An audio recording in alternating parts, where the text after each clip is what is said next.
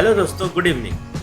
Digital marketing platform के अंतर्गत आज हम बात करेंगे ब्लॉगिंग के बारे में। लेकिन उससे पहले हम लोगों को ये जानना बहुत ज़रूरी है कि डिजिटल मार्केटिंग एक्चुअली होता क्या है।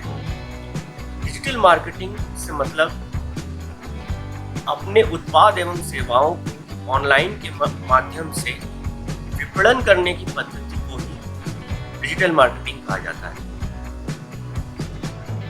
अब डिजिटल मार्केटिंग के अंतर्गत बहुत सारे प्लेटफॉर्म्स आते हैं जिससे हम अपने प्रोडक्ट्स और सर्विसेज का विपणन करते हैं, मार्केटिंग करते हैं। अब इसमें से मान लीजिए कि गूगल एडसेंस हो गया, एसईओ हो गया, एफिलिएट मार्केटिंग हो गया, कंटेंट मार्केटिंग हो गया, फेसबुक हो गया, वेबसाइट डिजाइनिंग हो गया। बहुत सारे प्लेटफॉर्म्स आते हैं जिनके थ्रू हम अपने प्रोडक्ट्स का मार्केटिंग करते हैं।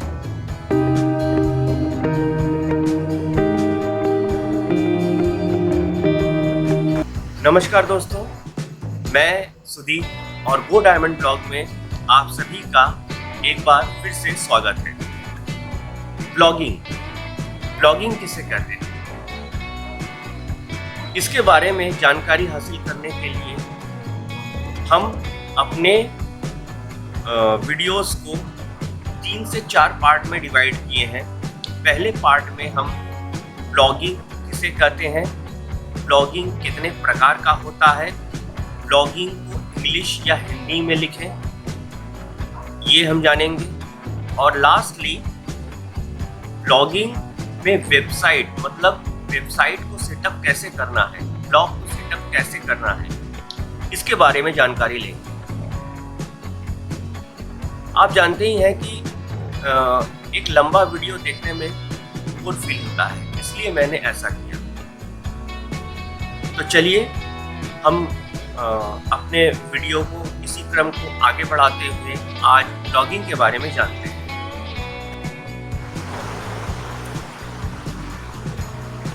पहला पार्ट है ब्लॉग का।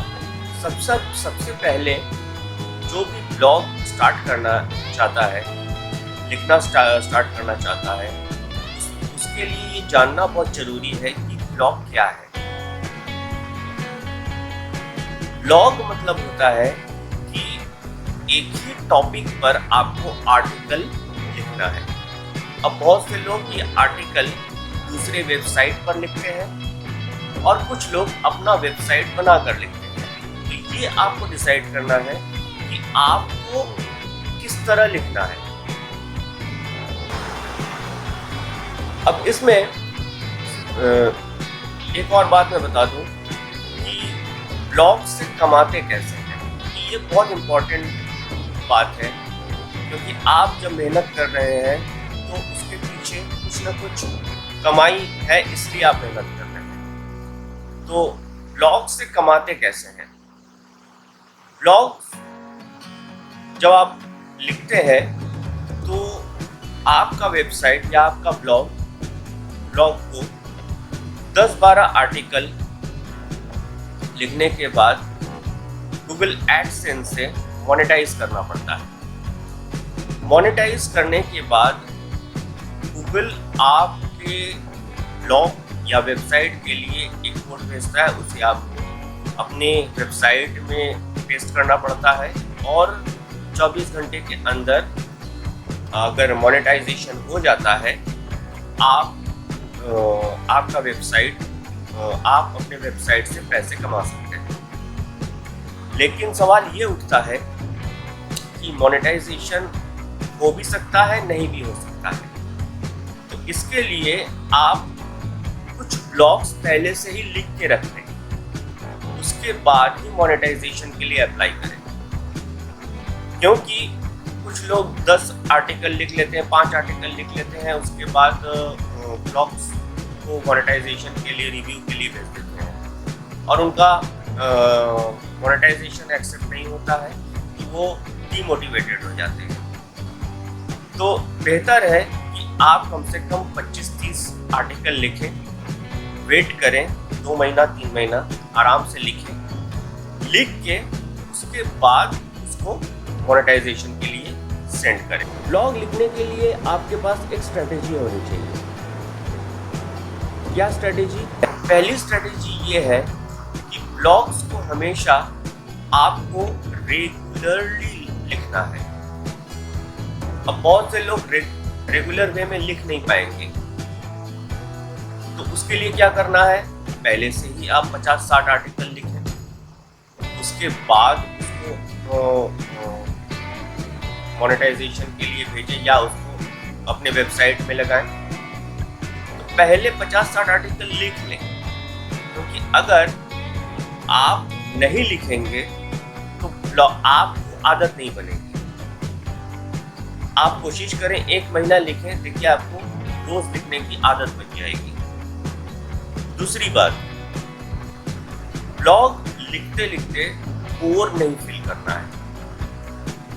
ये एक खुद को मोटिवेट रखिए कि आप लिख सकते हैं और आपको लिखना ही है।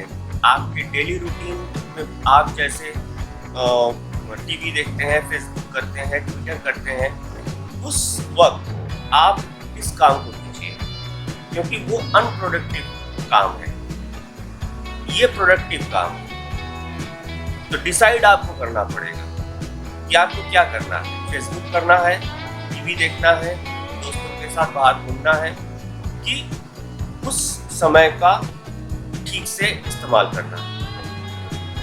तो रेगुलरली ब्लॉग लिखना है बिना किसी बहाने।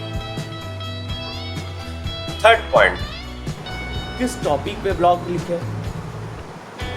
ये एक बहुत ही महत्वपूर्ण क्वेश्चन है कि ब्लॉग को हम किस टॉपिक पे लिखें, क्योंकि हो सकता है कि जो आपको पसंद हो वो उसका गूगल में कोई स्कोप ना हो। तो इससे पहले कि आप लिखना स्टार्ट करें, एक बार गूगल ट्रेंड्स में जाके ये चेक कर लें कि क्या वो टॉपिक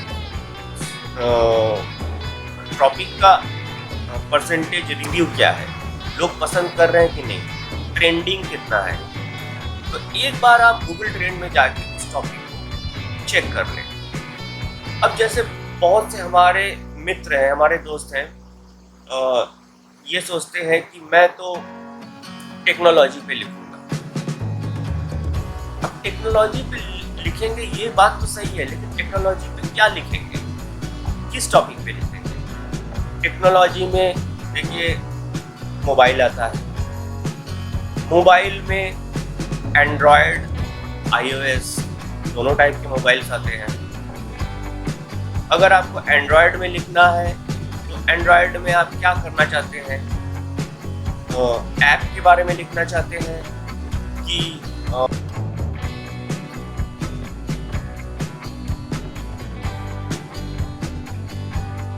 कुछ और चीज़ों के बारे में लिखना चाहते हैं, ये डिसाइड करना है। अब अगर आपको ऐप के बारे में लिखना है तो किस टाइप के ऐप के बारे में आप लिखना चाहते हैं, ऑनलाइन वर्क से रिलेटेड ऐप चाहिए आपको पसंद है, कि गेमिंग ऐप पसंद है, कि आपको अनबॉक्सिंग पसंद है, बहुत सारी चीज़ें। अपना निश जो है क्लियर कर लीजिए कि आपको इसी बारे में, इसी चीज़ के बारे में आपको लिखना है। उसके बाद ये गूगल ट्रेंड में जाके चेक करें कि आपका निश गूगल ट्रेंड में क्या रिस्पॉन्स देता है। 60 to 70% अगर आपका रिस्पॉन्सिव है गूगल ट्रेंड में, तो आप उस टॉपिक पे लिख सकते हैं। याद रखें, मोनेटाइजेशन आपका एक्टिवेट या गूगल की तरफ से मोनेटाइजेशन आपको तभी मिल सकता है, रिव्यू आपका मोनेटाइजेशन पे डालने के बाद तभी एक्टिव हो सकता है जब आप कुछ यूनिक चीज़ लिखेंगे। एक के बाद एक मैं सब आपको बताऊंगा वो यूनिक चीज़ें क्या क्या हो सकती है, क्योंकि लिख बहुत सारे लोग रहे हैं। तो आपको ये चूज करना है कि आपको किस टॉपिक पे लिखना है। इसके बाद आता है बहुत ही इंपॉर्टेंट चीज़ मैं बता रहा हूँ कि इंग्लिश में ब्लॉग लिखें कि हिंदी में ब्लॉग लिखें। अब हमारे बहुत सारे मित्र ऐसे हैं जो इंग्लिश में नहीं लिख सकते। ये मुझे बहुत सारे लोगों ने पहले भी पूछा ऐसा कि मैं इंग्लिश में नहीं लिख सकता, हिंदी में लिख सकता हूँ। एकदम कोई दिक्कत की बात नहीं है। अगर आपको हिंदी में लिखना आता है आप हिंदी में लिखें। देखिए, आप कंफर्टेबल किस में है, किसमें आप लिख सकते हैं, ये मायने रखता है। क्या लिख रहे हैं ये मायने रख सकता है। कौन सी भाषा आप इस्तेमाल कर रहे हैं कोई मायने नहीं रखता। दूसरी बात, गूगल में हिंदी के यूजर्स ज़्यादा हैं और अभी भी शायद 3-4% ही लोग हिंदी में लिखते हैं एक्टिवली। तो डिमांड बहुत है इस चीज़ का। गूगल भी ऐड करता है हिंदी के लिए। आजकल तो आप गूगल में भी सर्च करेंगे तो हिंदी में आपको सर्च इंजन मिलेगा। तो हिंदी में अगर आपको कंफर्टेबल है हिंदी में लिखना, हिंदी में लिखना, कोई दिक्कत की बात नहीं है। चौथा पॉइंट ब्लॉग के बारे में, वेबसाइट को सेटअप कैसे करें। वेबसाइट को सेटअप करने के लिए दो बातें बहुत इंपॉर्टेंट हैं। पहला, आपका डोमेन नेम, दूसरा आपका होस्टिंग। अब डोमेन नेम क्या आपको रखना है ये आपको पहले से ही डिसाइड कर लेना। क्या नहीं करें, लंबा डोमेन नेम ना रखें, कॉम्प्लिकेटेड डोमेन नेम ना रखें। कॉम्प्लिकेटेड मतलब हाइफन, हैश, स्लैश, इस टाइप की डोमेन नेम बीच में ना रखें। और क्या न करें, डोमेन नेम का जो एक्सटेंशन है उसको हमेशा .com ही रखें, क्योंकि लोगों को .com जल्दी याद रहता है और एक साइकोलॉजिकल एक उनके ऊपर एक वो बना है कि .com ही अच्छा होता है। बहुत ही सिंपल डोमेन नेम रखें जो आपके ब्लॉग टॉपिक से रिलेटेड हो। डोमेन नेम को कॉम्प्लिकेटेड बिल्कुल कभी ना करें। अब डोमेन नेम हो सकता है कि आपने जो सोचा है वो अवेलेबल ना हो, कोई और लेके रखा हो। उसके लिए आप क्या करेंगे, अल्टरनेटिव डोमेन नेम ढूंढिए, या पहले से ही 8-10 डोमेन नेम जो आपको पसंद आ रहे हो उसको लिख के रखें, उसको सर्च करें। देखिए, डोमेन नेम जो होता है वो आपके ब्लॉग की आइडेंटिटी है। अगर वो अच्छा होगा तो आपका ब्लॉग में ऑडियंस ज़्यादा से ज़्यादा लोग आएंगे। इसलिए डोमेन नेम बहुत इंपॉर्टेंट। दूसरी बात है होस्टिंग का। होस्टिंग क्या होता है? होस्टिंग होता है जहाँ पे आपका वेबसाइट में जितने भी आपके ब्लॉग्स हैं जो जहाँ स्टोर होता है उसे होस्टिंग कहते हैं। अब होस्टिंग आपको खरीदना पड़ेगा, डोमेन नेम भी खरीदना पड़ेगा। फ्री का काम कभी ना करें, इन्वेस्ट करें, क्योंकि जब आप इन्वेस्ट करेंगे तभी आप काम करेंगे, क्योंकि आपका पैसा लगा होगा। इसलिए फ्री का काम कभी ना करें। गूगल में फ्री में डोमेन होस्टिंग मिलता है, उसे आप यूज कर सकते हैं, लेकिन उससे कोई आपको फायदा नहीं।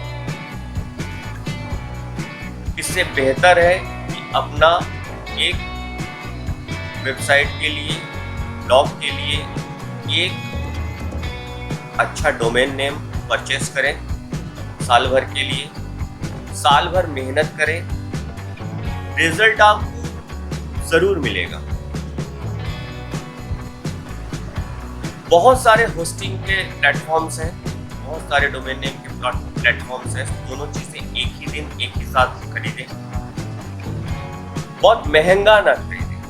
पहली बात मैं आपको बता दूं, बहुत महंगा ना खरीदें। साल भर के लिए जो आपको चीपेस्ट लगे वही खरीदें, लेकिन खरीद के करें। इससे आपको एक अच्छा रिस्पॉन्स, एक अच्छा स्टार्टअप मिलेगा। आज के लिए दोस्तों यहीं तक। आज हम लोगों ने ब्लॉगिंग के बारे में 4 इम्पॉर्टेंट बातें सीखी। पहली, ब्लॉग क्या होता है। दूसरा,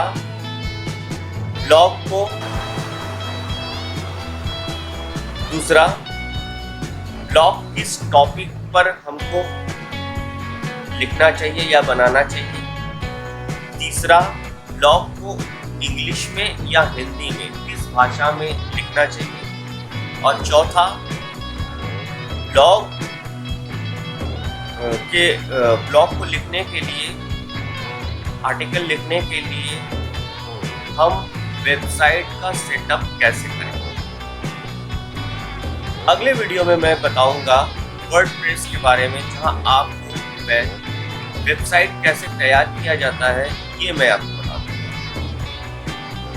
तब तक के लिए मेरा ये वीडियो आपको कैसा लगा मुझे कमेंट बॉक्स में लिखें और मेरे इस चैनल को सब्सक्राइब करें, शेयर करें, लाइक करें। जय हिंद दोस्तों।